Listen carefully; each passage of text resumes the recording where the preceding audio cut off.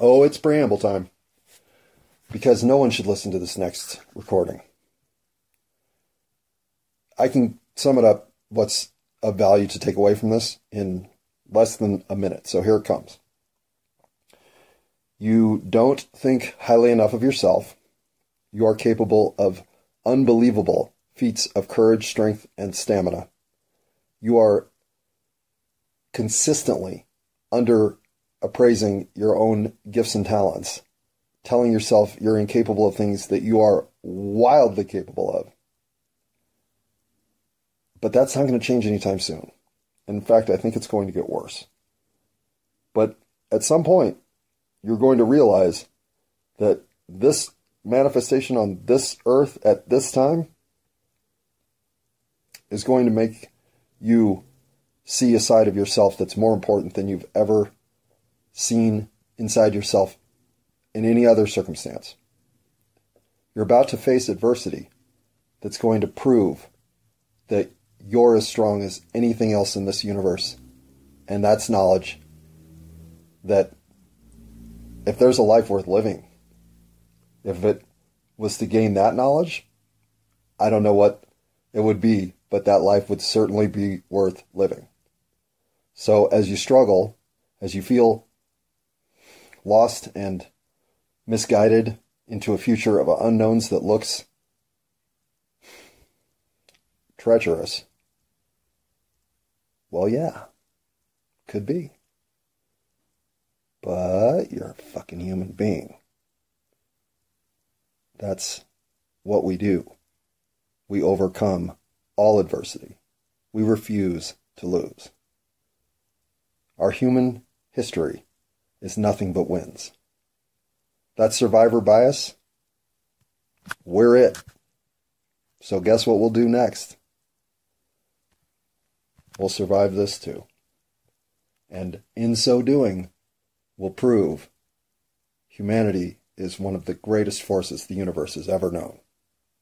Now, whether or not you want to spend another 40 minutes with all of my rewriting my introductory blurb to the whole podcast series, which I do for about 4.5 minutes before I realize that is the worst 4.5 minutes of recorded time I've ever produced in my entire 54 years of life.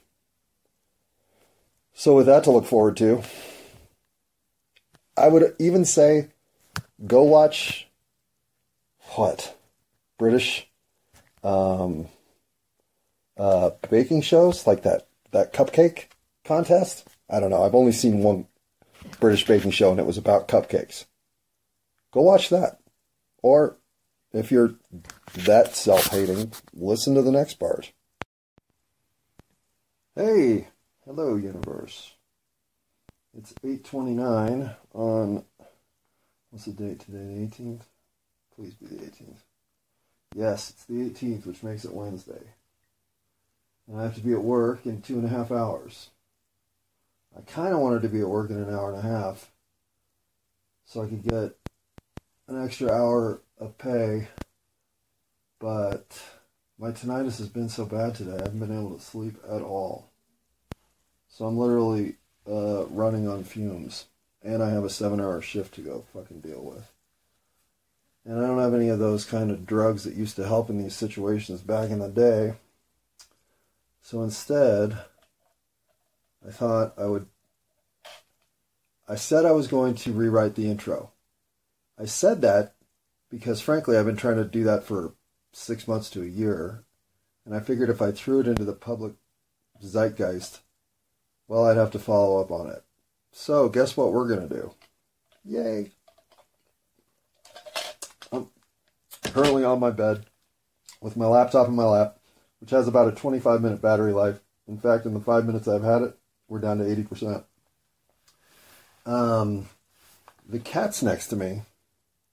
So the potential for shit to go wrong right now is at like a 9 on a scale of 1 to 5. So why don't I try to bring that back down to a 4? Ah, kidding. God. Oh, see what I'm saying? Be right back. Pause. Okay. I've avoided most of the catastrophes, but not the bleeding cat. So we're still working on some stuff here. Unpause. Alright. So, having cleared the room of almost all potential chaotic disturbances for this recording, well, I still have one thing I haven't taken care of, and that's obviously my dab. So, well, let's go ahead and share this one. I'm going to try to focus a little bit more on the upside of marijuana in the 53 session season that is octopical. And this being episode 16 of octopical, well, I feel somehow we should, chop off all of our pinkies and pinky toes so that, no, let's not be drastic. But had we been born with only 4 fingers and toes on each hand, foot, appendage, well, our base math would be 1, 2, 3, 4, 5, 6, 7, 8. What would come after 8? It would be, 8 plus 1 would be 8. It would be, wow, man. Maybe I don't need to smoke weed. When the concept of math systems existing in numeric quantities besides 10 was introduced to me in elementary school, it was the first really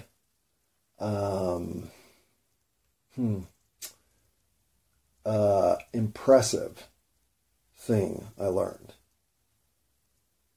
To think that these existed, these base number systems of 4, 11, didn't matter. And I had no integration with them whatsoever until Ms. Horvat, it was the 70s, until Ms. Horvat explained them to me and 12 other kids or so.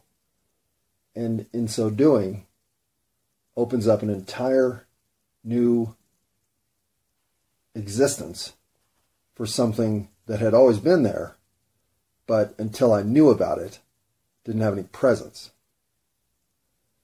And the world is like that. In fact, I think it's a lot like that. I think, in fact, it may be rendering itself in real time in spooky ways I don't even want to admit, because do I really think that? Probably not. But how much this universe demonstrates at the quantum level the limitations of what seem to be maximum computational capabilities makes it all feel like it must be a simulation. That is, to me, the most powerful evidence, if such a thing can be called evidence. The strongest argument toward the simulation having validity and perhaps even being the situation is the quantification of the universe. There is a smallest particle and bit of matter upon which everything else then grows. There are zeros and ones, which I guess there should be in any system of physical space and time, or should there be?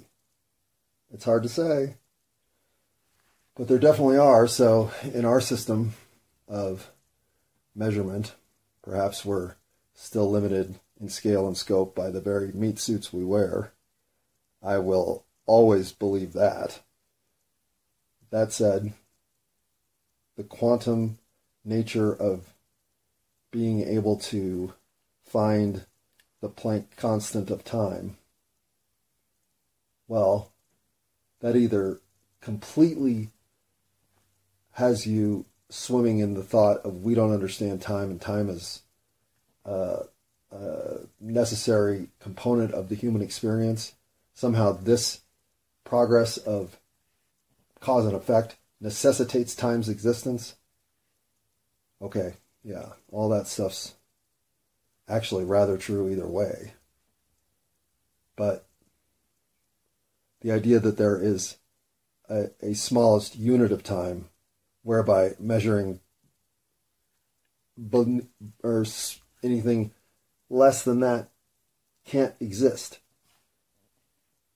In a world where things are happening, there has to be some tiniest bit of information / activity / occurrence that registers change.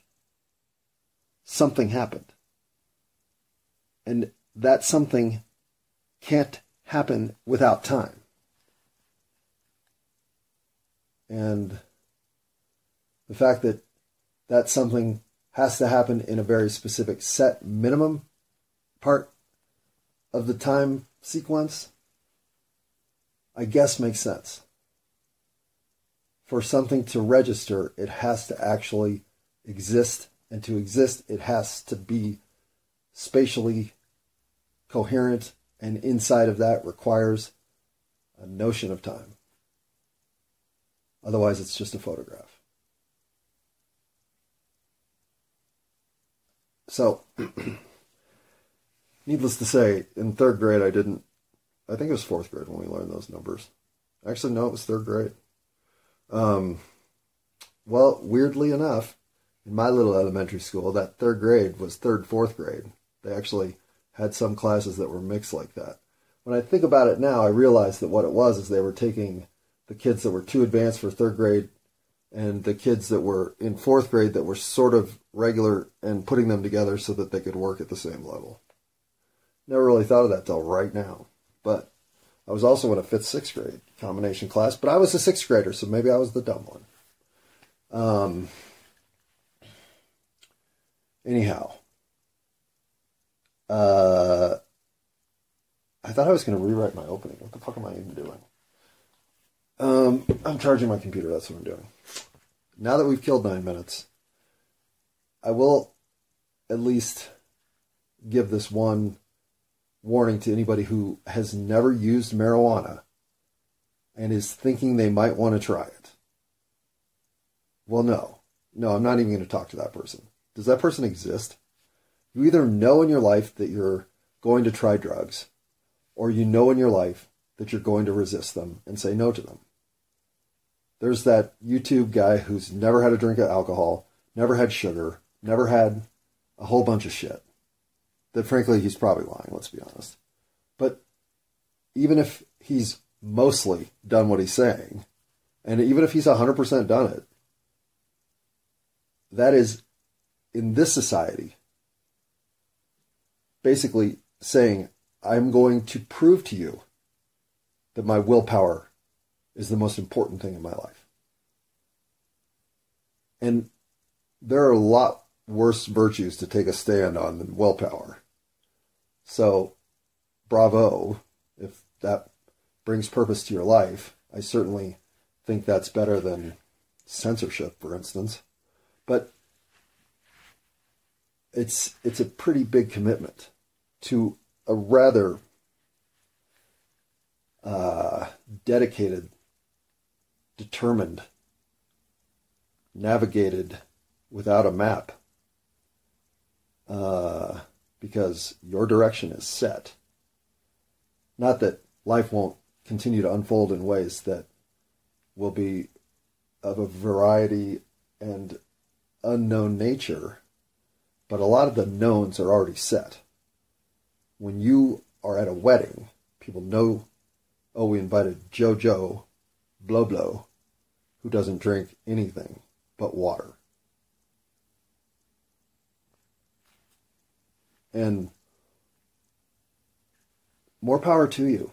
Living in that kind of committed frame of mind to a lifestyle that is, I'm sure, rewarding in its own return of vigor and physical health.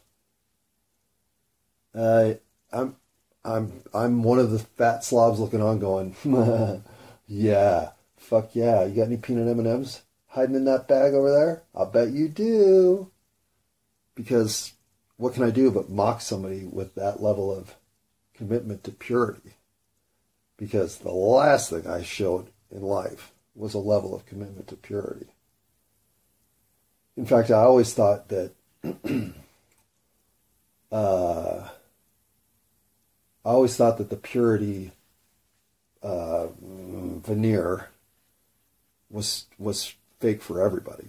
Like, you could tell the lies as a kid with the adults when it came to virtue and righteousness and the shit that you just could tell they were being hypocrites.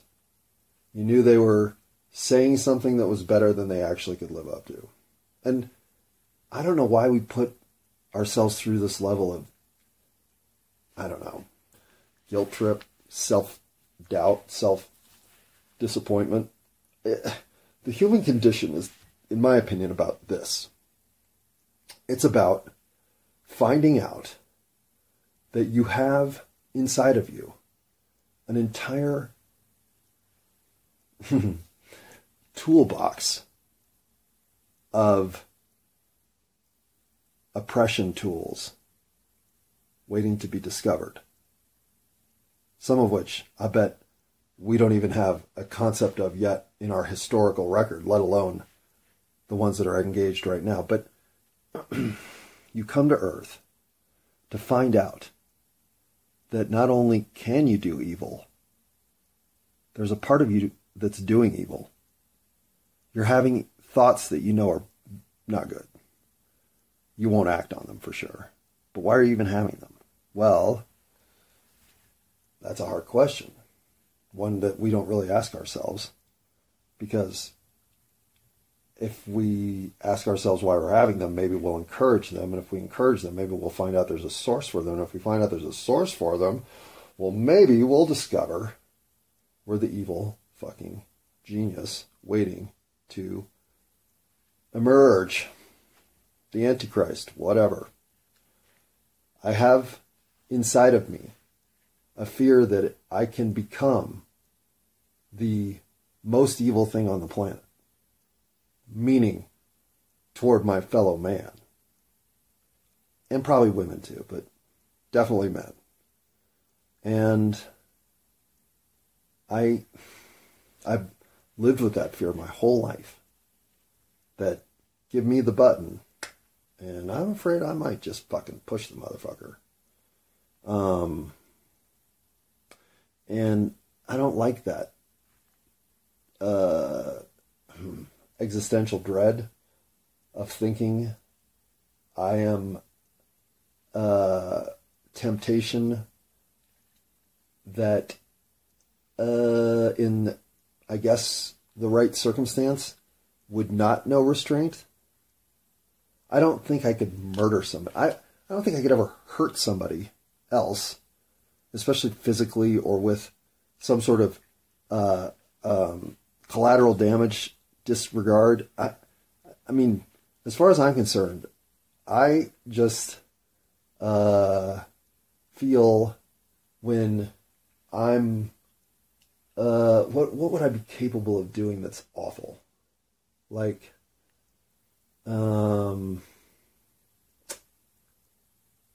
I could what could I do to Congress? Not that this is a thought experiment. I would never ever act in any kind of capacity to do any kind of redress to our government that wasn't straight up the ladder of command of chain of however we've adopted the way that you go redress our government. Because I don't feel like any of that will have any purpose if I even were to attempt it. Well, I don't even know what any of it is. The people in Washington have sold themselves out to a corporate churn of money and influence and power. That, I gotta say, if I'd have taken one of the three professions that every smooth talker ends up in, either sales or psychology or fucking government, well, government was a possibility. The reason I didn't do this, like, tend toward that silly solution that is, well, trust me with your fucking tax dollars so that I can go to Puerto Rico and look at Cabana Boys. I mean, that's not what I would have done with your tax dollars, but that's what some of them are doing. And I get that there's going to be corruption in a system where money has influence. But the level of corruption in Washington, that's the part that I could go in and do something terrible. Like, if I had a button that would wipe out the entire financial data history for all of American banks, just cause that level of chaos, oh boy, would I probably do that. Yeah, I would have very little incentive not to. Except that I know that would create a horrible situation for almost everybody. But, at least it'd be more real than the one we're living with. However, okay, so that I probably don't have that in me. I probably couldn't just wipe out the banking system with one delete code. Oh, but I probably could too. No, I could, well, I'll tell you what I could do. I could go find the motherfuckers who are accountable for that Flint water situation, and I'm sure there's 60,000 more of those across the world, and 10% of those are sitting right here in America waiting to bust. But when Flint came apart, I'd like to know who let it happen. And I would like to put them on, I'd like to put them over my knee and spank them, but since that's improper, I'll go ahead and let them go to trial. I'd like to see some accountability somewhere for fucking big time mistakes that cost other people real parts of their lives. Your health is no joke. The idea that we depend on certain functional systems to be not harming us, well, that's an illusion that I think Flint burst. And who knows where the next bridge is going to collapse? Who knows where the next rail disaster is going to occur? And not even these ones that they make up for the insurance money or whatever shenanigans they're pulling. I'm saying our infrastructure is bad enough that there's real cause for alarm. I don't see any reason that you couldn't be driving across some freeway structure and be the car that it crumbles underneath. Name me a place in America where that's not possible. So the idea that we had everything, we were gifted everything after World War II. We had the one true stable economy still standing, unless you want to count Canada and Australia. But let's face it, we had an entire young populace of motivated workforce ready to innovate to the sun and back. We had geographical isolation. We had a weak competitive field. We had every spoil of intellectual purpose that the war could provide. And we had an enormous stockpile of wealth and resources. We literally had every single card that you'd want in your hand to guarantee winning the game. And I think because it was so easy, wherever you looked to make inroads, you were successful. Whatever you wanted to create as flagpole time and place in which to cement your identity, they were available. America was where people came to be great. And then as that was starting to lose control, I don't know that we had any idea of how to say, okay, I think we've been coasting a little bit, and now that we're actually hitting some turbulence, I don't know that we are turning it into anything great with this whole greed is good and cocaine's even better. I don't know that we were pushing toward a need for more and more stimulation. It's like what happened to men with porn in this century is what happened to America with what? With its lack of internal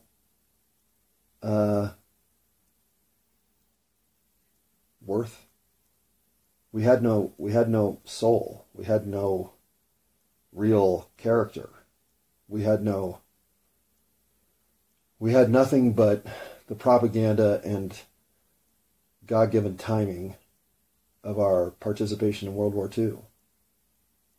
And from that, we were like,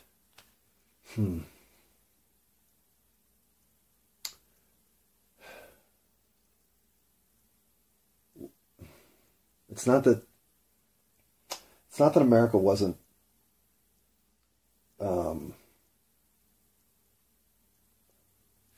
oh boy, how do you we were the if you're at the draft combine for the NFL and you're looking across every single wide receiver that's out there. Well, what are there, 204 countries, 212? All 212 receivers are standing there. America looks like the one that you most think is going to succeed. And as America starts performing on the field, you can see every single skill, talent, and gift of athleticism you'd want to see. There is no negative here.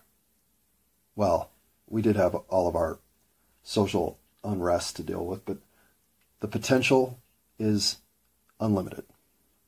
So with that, you start seeing yourself as destined to win, or at least as better than everyone else, because look how much winning we're doing.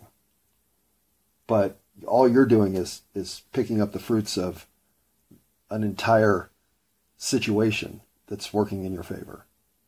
A worldwide situation working in your favor. And from this, you build this platform of ego and self-importance that you don't deserve, was never right, is just timing and coincidence. Look at the big head on Bob. Does he not know that oil on the land that he calls his own has been there for millions of years? Why is he taking credit for something that has nothing to do with him? Well, I'm not saying we were all Bob.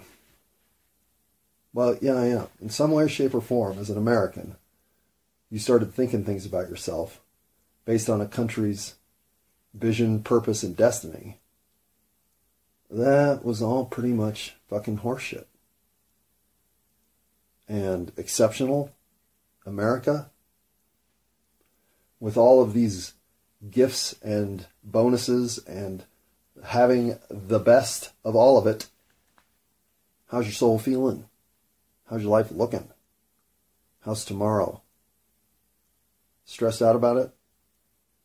Of course you are. You're an American. And that, I guess, was when I finally said, yeah, what the fuck am I doing this for? I'm not even an American.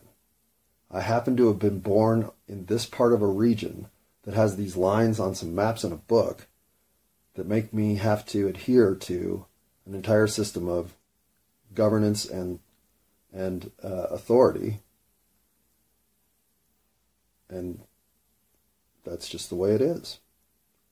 So you can call me an American by the actual scale of my existence. I am an American, but I'm not an American inside, ever. In fact, most of what I think of as the way to behave and the purpose to have on this planet is not what America does. The whole concept that we are even in the Middle East, to me, is wrong.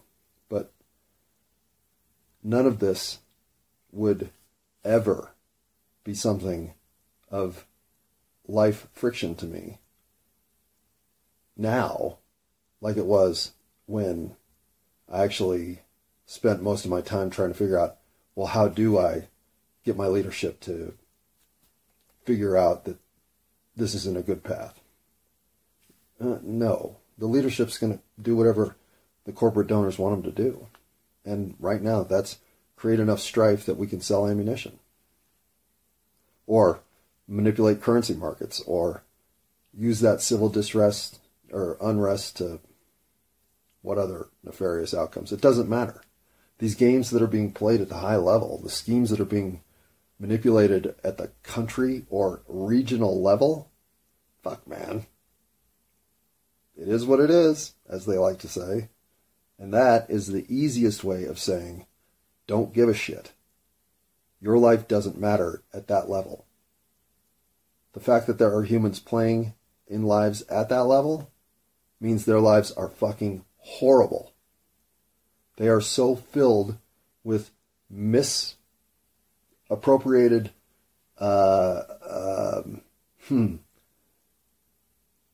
opportunities that there's no development inside. They're barely holding it together on the inside because way too much is happening around them. And they are accountable to enough of it that their insides are ripped apart. And there's no repairing that. They're going to endure, and then they're going to die. Or we are going to revolt and behead them. It doesn't matter which. Their lives are not enviable. And it's the system itself that has forced the creation of who we are now. We never slowed down enough to be deliberate.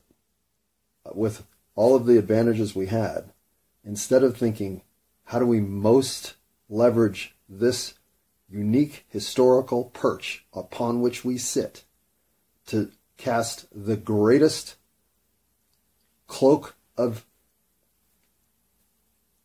special achievement, grandeur, historical record, whatever motivates you to think,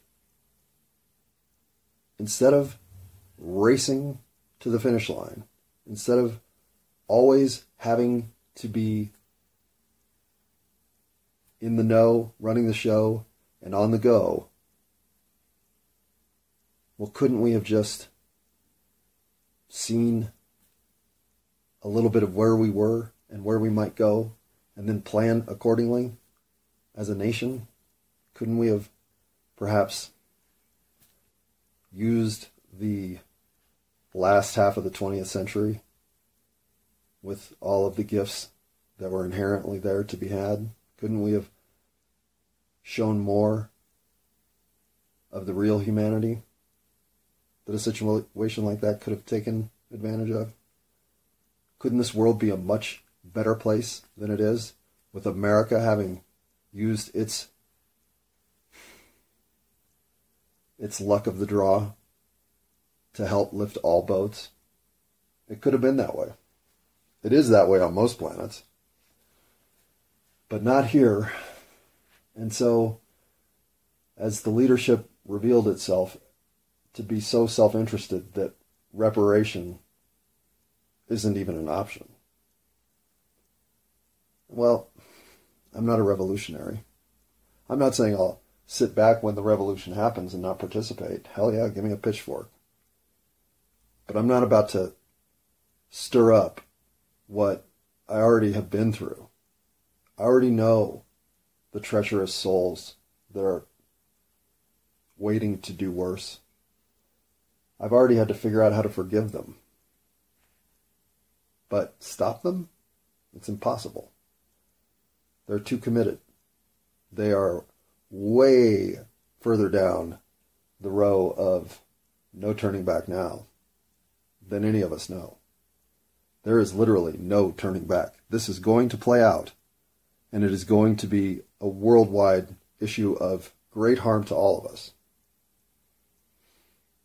And there's nothing to do to stop it. But so it goes. Enduring these circumstances is what your human flexibility is to realize. This will make you understand how powerful you are, what true determination is, how much of you can depend on, the real need of our humanity as it emerges. And we lean into it because its strength communally will overcome all of this shit. It always has. That's why we persist. That's why they let us. That's why we're here. We don't accept losing.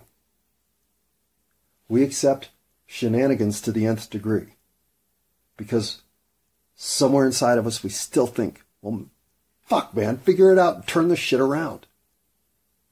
Be a better you. But if you let the shenanigans go so far that the better them, well, it's too far gone. It's buried in a,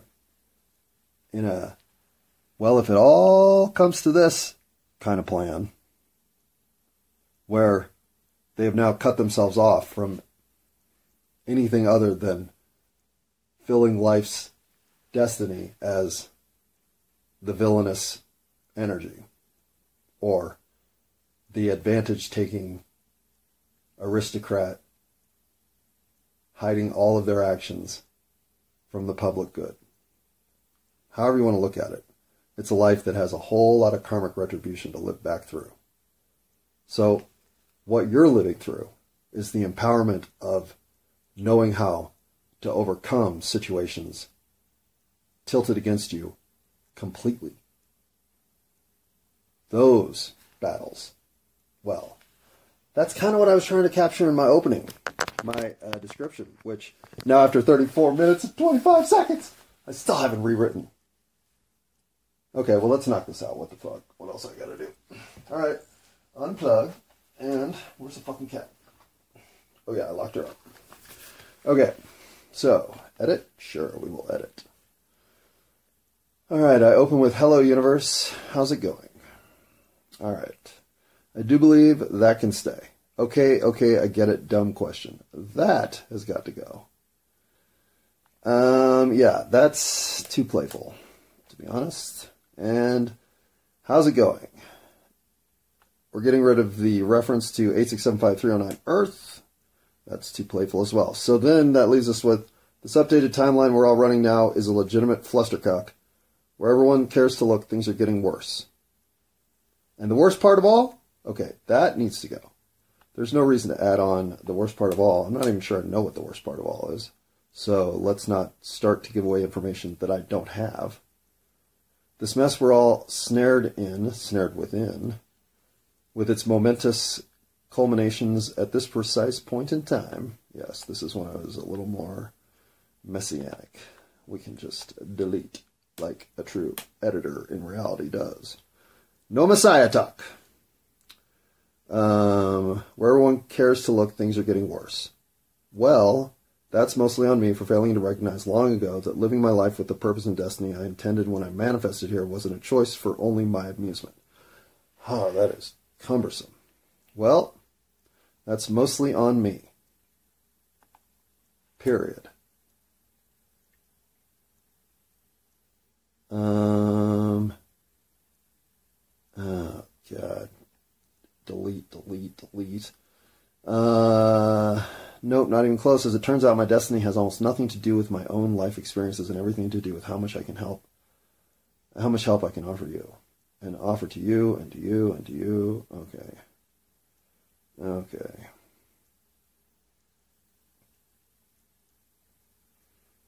All right. So, where everyone cares to look, things are getting worse. And after quite a bit of turning and looking, well, the one common variable in all of it was me.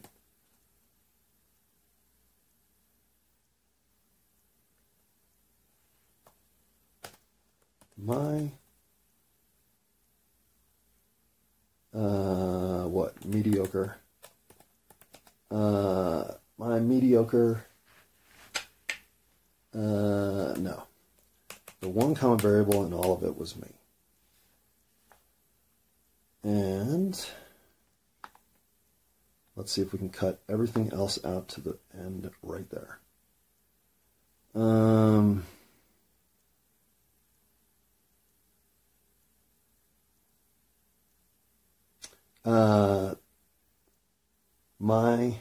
Okay, so here's how we're going to do it. After quite a bit of turning and looking, well, the one common variable I couldn't avoid was me. I couldn't avoid, told you not to listen to this one, was me. And, whoop, let's not start with and, though I do like to do that. Since I started the first sentence with and, I'm not going to do it on the second sentence.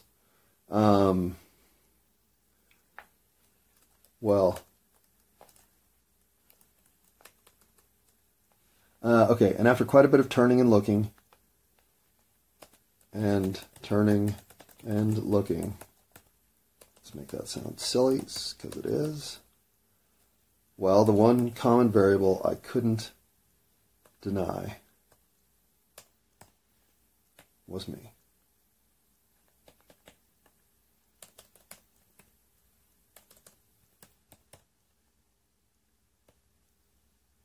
And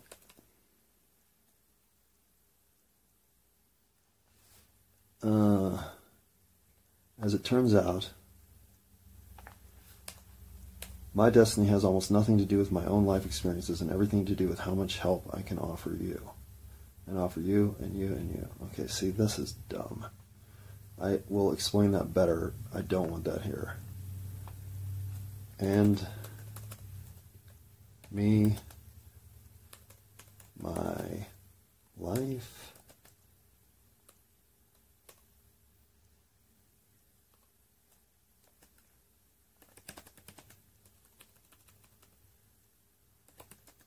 okay, was me. And, okay, so this is the worst podcast you've ever listened to. So, having now indulged in realizing that I can get that down to about 7 sentences, and simplification is always better than run-on sentences and redundancy. I'm prone to both. So when I can chop, cut, and clarify, I need to. So let's chop, cut, and clarify a little bit right now. I'm so unsure how to address a community that feels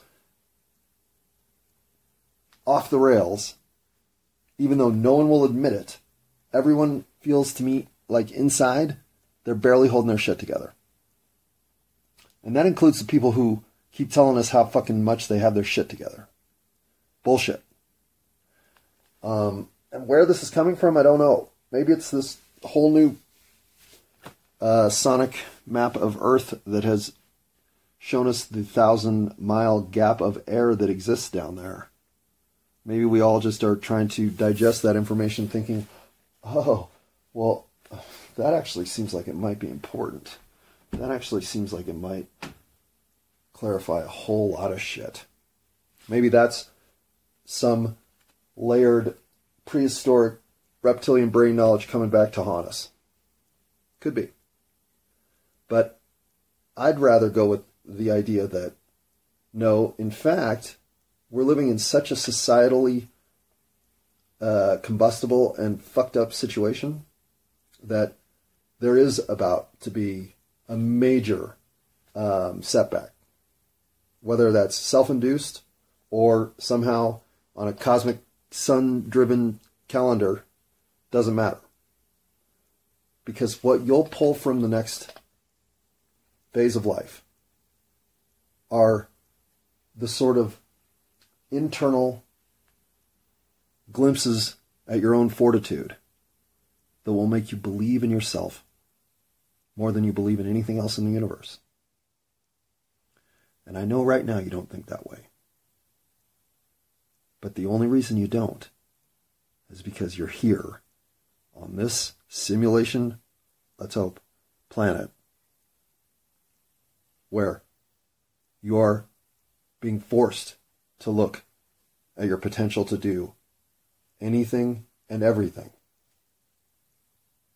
including all the negative. It's your ability to say no to that and to do better. And then when adversity hits, to rise above it with the sort of internal strength you didn't know you had. Well, I mean, when you think about what's a life worth living,